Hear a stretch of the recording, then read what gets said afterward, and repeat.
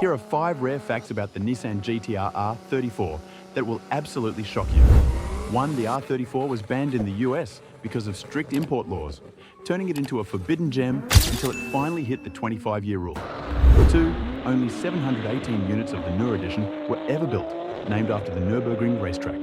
These cars featured upgraded RB26DETT engines with components pulled straight from Nissan's racing program. 3. Officially, the R34 was rated at 280 horsepower due to Japan's gentleman's agreement between automakers, but in reality, it made closer to 330 horsepower right from the factory. 4. The rarest and most desirable R34 color, Midnight Purple 3, changes its hue depending on the lighting, and fewer than 300 units were ever painted in this hypnotic shade.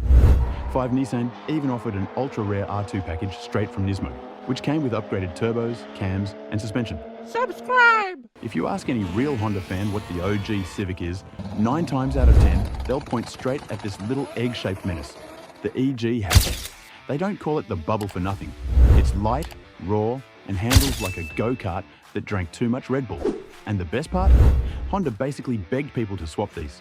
Most run B-Series motors, but the truly unhinged ones are K-swapped, pushing 400, 500, even 700 horsepower. In a car this light, that straight up leaves supercars in the dust, on Civic money. But here's the catch. Clean EG hatches are basically unicorns now. Most are rusted out or wearing 5 different body panels like a thrift store outfit. If you find a clean one, open your wallet wide for a nice build.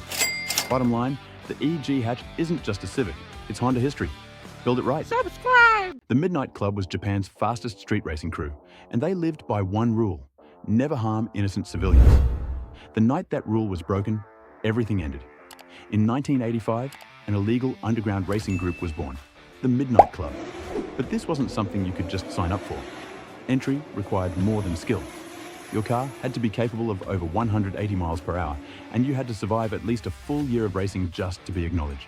Above all else, you had to follow their strict code. Break it once, and you were gone. For years, they ruled the Wangan Expressway, regularly pushing past 200 miles per hour. Blacked out Supras, GTRs, and Porsches flew through the night, each carrying a hidden Midnight Club sticker. Races weren't posted online, they were arranged through cryptic newspaper ads, impossible for outsiders to decipher. But in 1999, during a high-speed run, a group of bikers crossed their path. 2 men were killed, 6 others were injured, and everything fell apart. That night, the Midnight Club disappeared forever. To this day, no one knows who they really were. The Ferrari 812 Superfast might be the last of its kind, and here is why. Ferrari didn't just refine the V12, they perfected it. The 812 Superfast is a front mid-engine, rear-wheel drive monster powered by a 6.5-litre naturally aspirated V12 that makes 789 horsepower in revs like nothing else on the road today. No turbos, no hybrid assist, just pure mechanical chaos and one of the best engine sounds ever made. It uses advanced tech to make a big V12 Grand Tourer feel shockingly agile. Floor it, and it hits 60 miles per hour in about 2.8 seconds, and it keeps pulling all the way to a 211 miles per hour top speed. Subscribe! You could buy this Ferrari, but it would never actually be yours.